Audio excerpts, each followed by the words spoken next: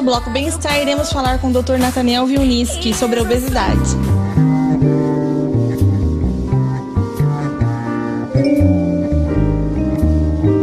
Estamos aqui no Hotel Realce, onde faremos uma entrevista exclusiva com o Dr. Nathaniel Wilniski, de Porto Alegre. Ele é médico nutrólogo e especialista em obesidade. Nathaniel, diz um pouco para a gente aqui quais são os maiores desafios nutricionais do século XXI. Débora, o século XXI é um momento histórico na história da humanidade. Pela primeira vez, nós temos mais pessoas sofrendo, adoecendo por excesso de peso, por excesso de gordura corporal, do que pessoas sofrendo e morrendo por falta de nutrientes. Por outro lado, essas pessoas que estão acima do peso, que a gente chama da epidemia mundial de obesidade, além do excesso de gordura, elas têm uma falta de nutrientes.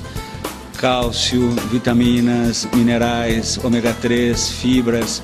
Então a gente diz que a alimentação do cidadão do século XXI é muito rico em calorias e muito pobre em nutrientes. Esse é o grande desafio nutricional. A gente tem que mudar essa realidade para as pessoas poderem viver mais e melhor. Quais são as causas da epidemia mundial de obesidade? O ser humano nunca foi obeso até a segunda metade do século XX. O que mudou dos anos 50 para cá, que as pessoas começaram, desde a mais tenra idade, crianças de 1, 2 anos de idade, até os nossos vovôs, ficarem acima do peso? A gente encontra, assim, algumas causas básicas. Primeiro, o erro alimentar. Hoje, as pessoas comem mais fora de casa, as comidas da rua, as comidas que são feitas com muita gordura, com muito açúcar, com muito farináceo e pouca qualidade nutricional, muito pouca proteína, muito pouca vitamina. Quando a gente deixou de comer a comidinha da vovó lá em casa e começou a comer na rua frituras, alimentos industrializados, aumentou a obesidade. Segunda causa é o sedentarismo. Hoje as pessoas, para fazer o mesmo trabalho, gastam menos energia. Imagina há 100 anos atrás, para lavar a roupa, nós tínhamos que ir até o rio Jaú, lavar a roupa na beira do rio, deixar secando. Depois todo mundo já tinha os seus tanques de lavar roupa em casa. Hoje até eu lavo minha roupa, todo mundo tem uma máquina de lavar, secadora. Então a gente faz o mesmo trabalho, lavar a roupa, gastando menos energia. E a terceira causa, além do erro alimentar e do sedentarismo, é o aumento do estresse. Esse dia a dia agitado, agenda lotada que a gente tem no século XXI, quando a gente está estressado, aumenta a produção de um hormônio chamado cortisol. E o cortisol é o hormônio da fome. Muitas vezes a gente chega em casa cansado, depois de um dia estressado, desafios no emprego, desafios na família, contas para pagar, e a gente tende a assaltar a geladeira para se gratificar. Junto com o erro alimentar e com o sedentarismo, a gente tem a epidemia mundial de obesidade. E quantas pessoas no Brasil estão acima do peso, entre crianças e adultos? No mundo todo, a gente já tem mais pessoas acima do peso do que pessoas com desnutrição.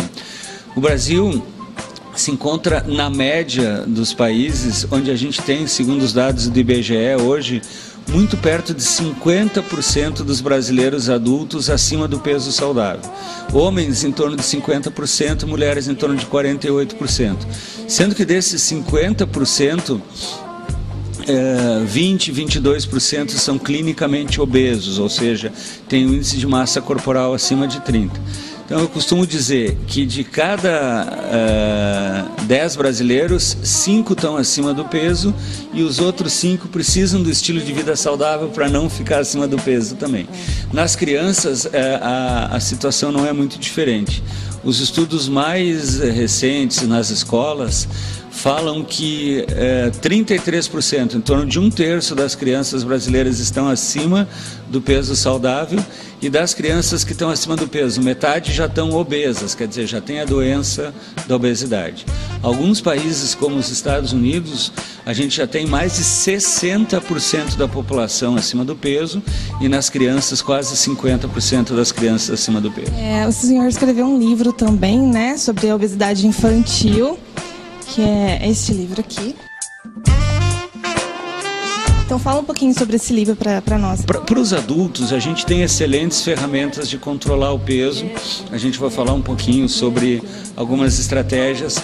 Mas para as crianças controlarem o seu peso, a grande arma, a grande ferramenta que a gente tem é a prevenção. E a prevenção vem da educação.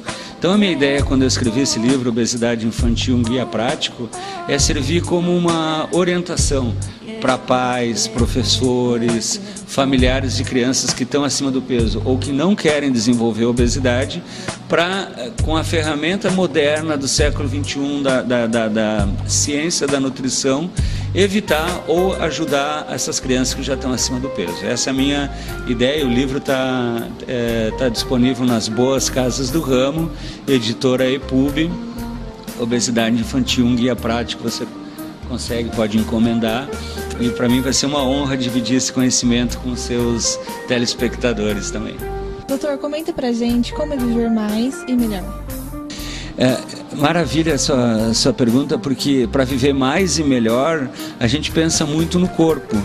E muitas pessoas estão chegando aos 100 anos com a saúde boa, mas muito esquecidos, né? A gente tem hoje uma epidemia também de doença de Alzheimer, quer dizer, a gente sabe muito sobre a boa nutrição, sobre os produtos saudáveis para a saúde do coração e do corpo e muito pouco para a saúde da mente.